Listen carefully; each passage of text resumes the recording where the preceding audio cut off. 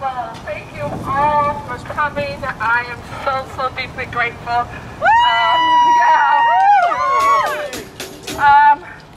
This rally is on my son's birthday, Siddharta Fischer. But it's not just for my son. It's for human rights being honored, for people who have an illness that affects the mind. And actually all illness comes from the mind, I believe. And so when someone has something that happens very specifically in the mind that affects their thinking, that should not be labeled or an excuse for abuse. There's no excuse for abuse. So the sign, the birthday candles, there's 35. My son is 35 today. Thank God he's still alive. Woo! Happy birthday, kid! Thank God he hasn't taken his life or taken anyone else's life. I advocate for mothers around the country, and I have mothers who have some very sad stories of what has happened to their adult children because of the drugs. You read the black box on the drugs. It says that these drugs that they give our young adults can cause feelings where one would want to take their own life. I've had mothers that talk to me where their own children, adult children, have taken their own lives after taking these drugs. I have two mothers whose sons committed a murder and are now up in Western State permanently, and they feel that the drugs had a definite effect on their psyche that created that. That's a form of extreme abuse of the person and us. And there should be access to non-drug or low-drug therapies. And there's not.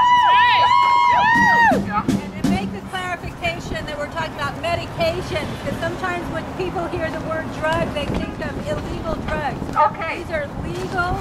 These are medications that are supposed to help people. Thank you, Harriet. She said to police, and I totally agree, that when we say drugs, we're talking about the prescription psychotic or psychiatric drugs that are prescribed for, quote, healing.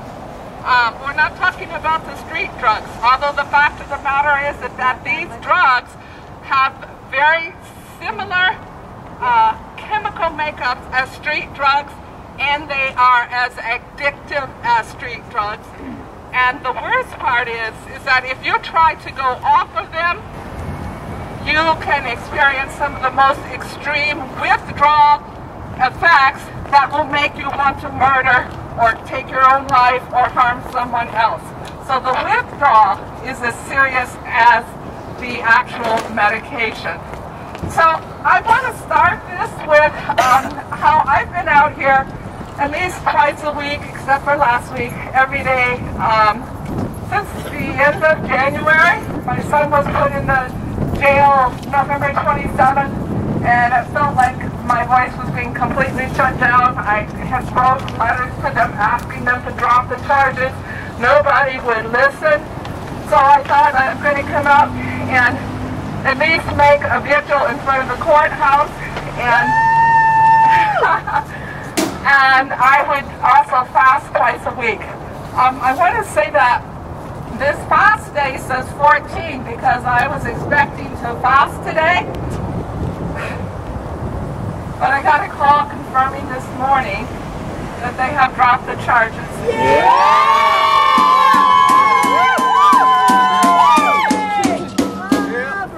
So that's step one, is that they have dropped the charges. He's still in jail. He's expected to go up to Western State on the civil side, which means he won't go on the prisoner side, which means now my next job is to change the way they deal with my son. Every time he goes up there, they have him, most of the times, not every time, most of the time he's up there, they have him on double or triple the maximum dose of these medications. That happens often with young adults of color. The drugs are bad for everybody, but with young adults of color, they tend to give, especially young males, black African males, double and triple the dose. Now I know you guys are freezing, but I want to start this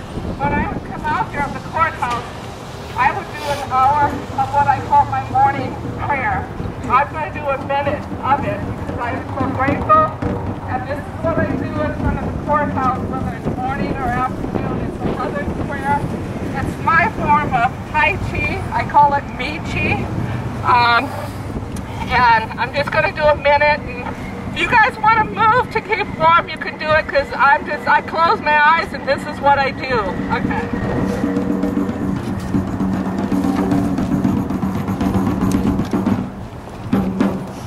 Somebody can just let me know when the minute is up, and then I'll go.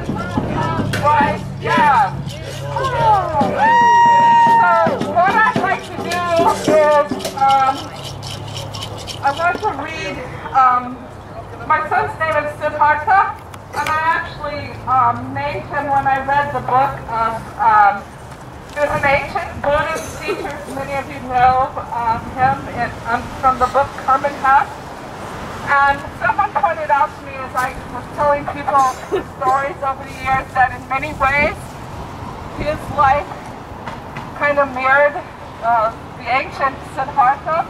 And the ancient Siddharta was born of a king and queen and lived in a palace, had a very sheltered, pampered life, and never went outside of the palace. And when he was 12 or around that age, he left the palace, he went incognito and went beyond the protected walls. And there he was totally shaken, disturbed, horrified at what he saw, at the poverty, at the misery of the people. And so he then, at that age, took a vow and dedicated his life to helping to help change the life of the poor and the downtrodden. My son, we were not kings and queens, his parents, but his father was a pharmacist and I was a teacher. And so he had a fairly okay life, a fairly well-to-do life. In that time, when he was in 6th grade, he won the Washington State Chess Championship. When he was in 7th grade, Johns Hopkins University selected him and some other young adults, young youth across the nation to take the SAT, which is the Scholastic Aptitude Test. And when he was, I believe, 12 at that age, and he scored in the top 25% of college-bound high school seniors. He then got in trouble, or no, he didn't get in trouble. He was trying to do the right thing in 7th grade. He was in a very racist situation in an almost all-white school. He was returning a coat that he had taken from a friend who had stolen it from someone, and he told that friend he was going to take it back. He went into the school and signed at the office because he was late. The principal asked to see him. He went into the principal's office, and the principal started writing him up. And he said, "I'm writing you up because you stole the coat." And my son said, "I didn't steal it. I'm returning it." And so he asked him who stole it. And my son was typical in his loyalty to his friends. He said, "I'm not telling, but I am returning it." So this principal, instead of calling his parents, my husband and I, he wrote him up. They called the police. He had not been in ever serious trouble before. They called the police. The police came to the school, handcuffed him, put him in the back of the car, and took him down to the juvenile precinct. I went up there the next day, and I told the counselor, who was also the assistant principal, there's no way you can make this stand because he had the coat on his arm and he walked right into the office. So that assistant principal, whose name was Greg Wallace, in court, swore to tell the truth and then lied because he said in court that my son wore that coat. And my son was found guilty and spent a week in juvenile hall. He ran away after that and he lived on the streets. He came back about 3 months later, and I kind of knew where he was because our whole life was pretty rocky. My husband and I were in the process of getting a divorce, and so I just kind of thought it was better maybe to not have him in all that turmoil. He came back on my birthday to tell me what life in the streets was like. He talked about the old and the young people that he had made friends with and how they scrapped for food and how it was cold. But most importantly, I remember, even to this day, tears started running down his face when he talked about America and how America throws away its young and its old. So he was very, very clear seeing at a very young age, and in this society that's dangerous. A lot of young people, like my son did, turned to rage to try and change it, and then he did have a break with the reality that he could not change. What should have happened was that he had intensive trauma-related care, but what happened instead was at age 17, we were channeled into a psychiatrist who gave me a dose for him, which I only realized the last year how serious it was. It was a 1,200% overdose of what was recommended for a young man his age. So that started the cycle of being self-harming, cutting himself, burning himself, wanting to jump out of windows. It started all of that, and this is the story that I wrote because I felt like it could have been different had he had alternative care, real care. So, so this is just, it's kind of a prose, it's not poetry, but being young, gifted, and black, and an angry male in a mostly all-white middle school was more than his upwardly mobile parents wanted to deal with in any real way that made real sense. They wanted him to conform, get ahead, fight the base, and chase after the American dream. Forget about the real nightmare behind the curtain. The young and the old died in the street. Being young, gifted, and black, and a very angry male in a mostly all-white middle school with teachers who demanded respect but did not earn or give respect was a curse he would not accept laying down. They became his target as he became theirs.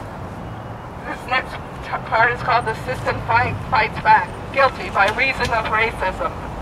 However, he was no match. He was the smaller target, and they had the bigger weapons. When at the age of 13 he was accused of stealing a coat at school, he was handcuffed in the principal's office and taken away to juvenile detention facilities. His outraged mother knew the accusation to be untrue and proved to the school counselor, Craig, how their lies would never hold up in court. Still, they refused to drop the charges. And so in his first experience with the American Court of Justice, on Siddharta's day of school, Siddharta's day in court, the consular, whose job it was to support and empower his young charges, swore on an oath to tell the truth and nothing but the truth, and then solemnly lied. And Siddharta, at age 13, was found guilty as charged and did unjust time in the juvenile detention facilities. How does one fight crime, which is what Siddharta called himself, was a crime fighter, when doing the right thing becomes a crime and you, the young hero, become the villain, and the real villain solemnly swear to tell the truth? The young fighter's first-hand experience with those who demand respect but offer disdain, and those who promise justice but offer punishment, informed him that perhaps he should seek connection and company with those who seem to understand the injustice of the system he had condemned. As his mother, if I had not been so blindly loyal to chasing the American dream, this is what I imagine I would have seen and heard from him and about him. Angry, aware, black, intelligent, conform, conform, conform. But one of the hungry children, conform, conform, conform.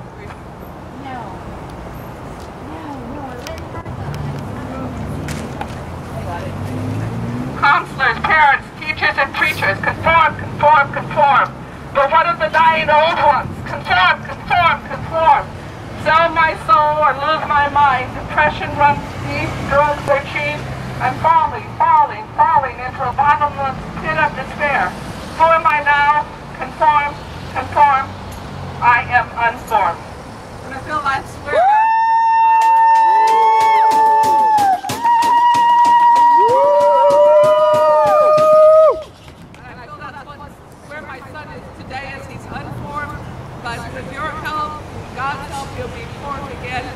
I also want to say that the speakers, I had 4 other speakers that were going to talk. I had a couple of people who are what we call survivors. They were in the mental health system and saw that it was doing more harm than good and left it and survived beautifully. One was an author, a newspaper editor. But all 4 of my speakers in the last 3 days were not able to make it for different reasons. So I really had hoped you'd get a chance to hear them, but now you won't have to stand as long in the cold. We're here for state and we're here for you and we're here for us. It's okay. He's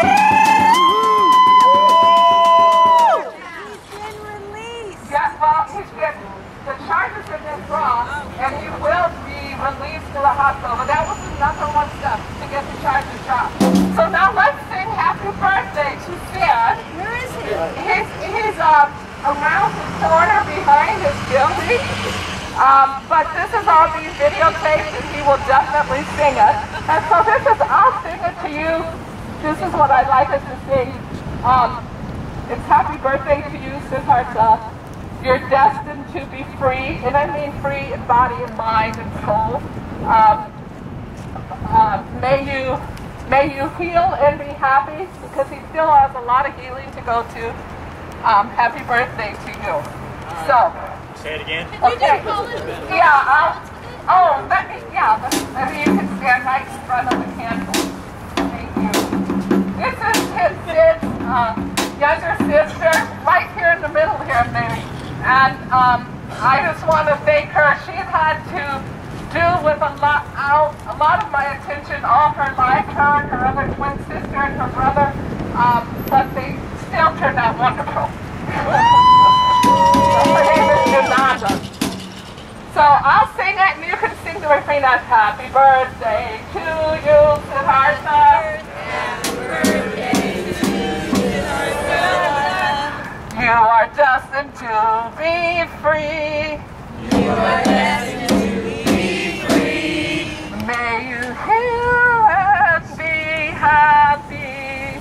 May you heal and be happy.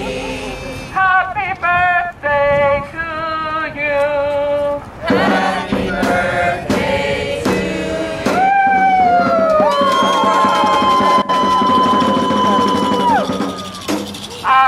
And I think, one last thing, is that Mary has a paper she's going to pass out, and it's asking you to make one more call.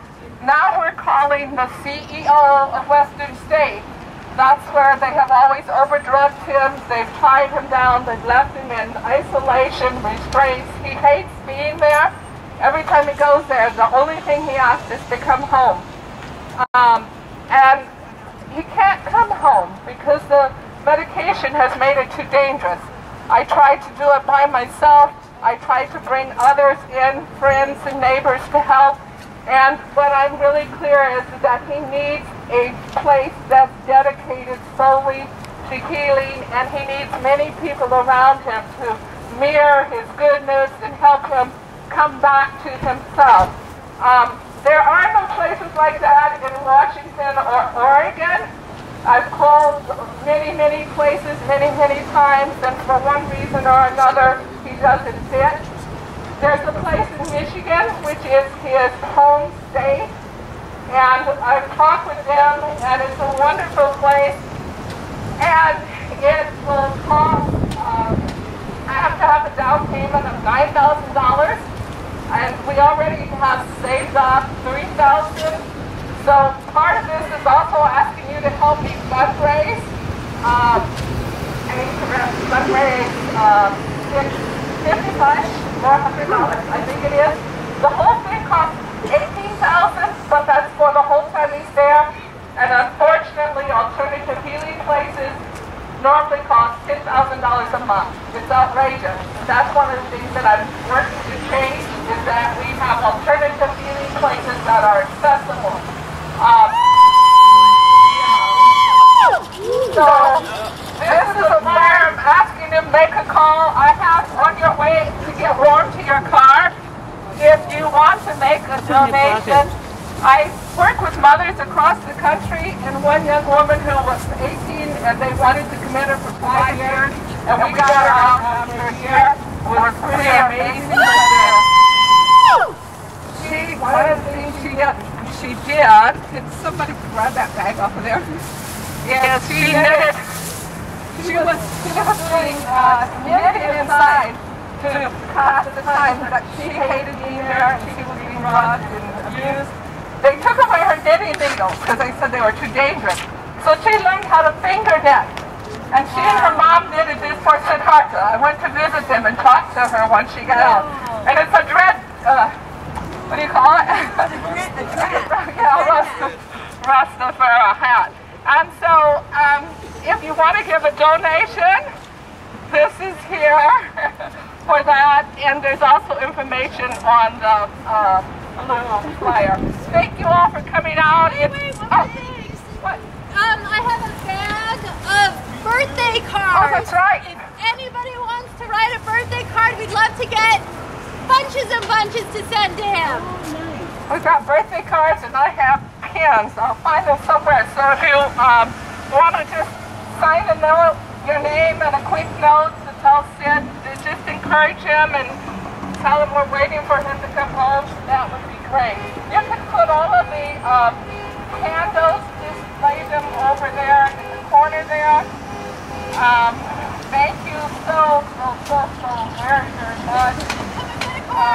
And I have the reflections every Saturday at 4 in the library, and Thursday, if people want to talk about ways to change our system. And you have a website, Mental Health Rights Yes. She's my best cheerleader.